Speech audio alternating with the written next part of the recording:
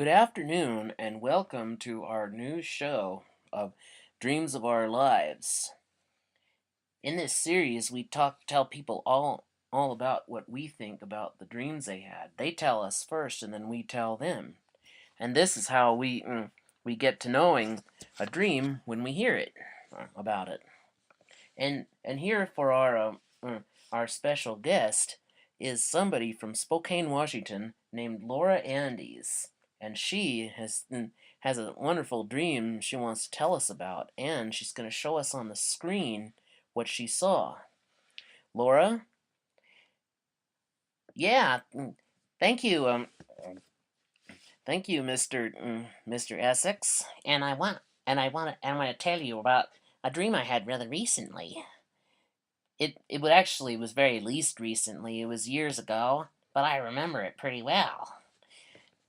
Yeah, it was in outer space. That's where I went.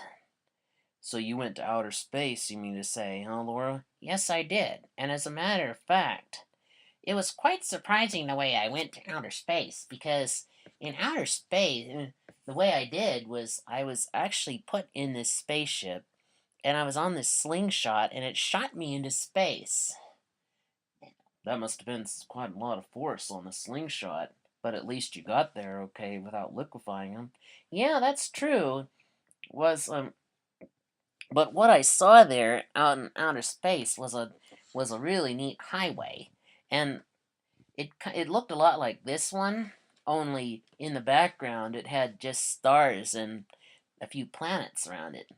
This highway was actually the kind you could drive your rocket on, and it kind of and we kind of got to see the stars. We got to see the galaxy. We got to see just about everything there. The good thing about this dream was that I was surfing in space and I was enjoying it. And I don't necessarily I'm not I don't necessarily have a way of knowing what planets I've been to. I mean, a lot of them were rather uncharted, if you see what I mean. Really? I mean, some people come up with all sorts of neat planet names.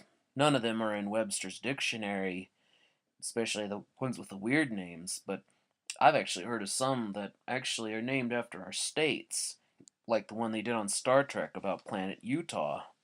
Yeah, that's kind of neat.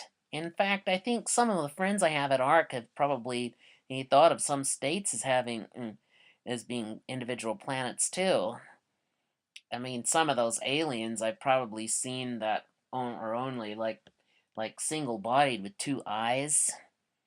I often refer to those as Alaskan space aliens from a planet called Alaska. I mean, a Martian may be a space alien, but you can't call space aliens Martians. Yeah, and apparently there was almost nothing bad about this. I mean, I know nothing bad about the situation. It looks like everything was going fine. And I and and for sure I didn't know hmm, what what all happened back then. It looked as though we were having a good time. Well, thank you, Laura, for telling us about your dream.